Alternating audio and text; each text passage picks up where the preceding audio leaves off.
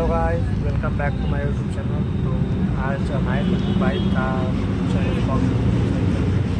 और मतलब लुब्रिकेंट करने और क्लीन करने आए थे इसको। यहाँ से आवाज़ आ रही थी, जो कीट कीट की आवाज़ आती है ना चैन में, तो यहाँ पे आप मोबिल दे दोगे तो ये आपकी आवाज़ बंद हो जाएगी। बाकी चैन लुब्रिकेंट किया है मैंने, लुब्रिकेंट खत्म हो गया तो मैंने ऑयल डाला तो अब आवाज़ बंद हो गई है।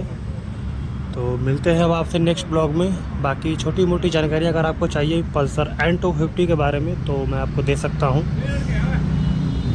ठीक है। तेल देना होता है ना तो भाई आवाज़ है चक्कर में, तो यहाँ पे बैरिंग होती है, यहाँ पे भी तेल दे दिया करो। और एक यहाँ पे दिख रहा है, वहाँ पे तेल दोगे तो अच्छी रहेगी। तो मिलते हैं आपसे।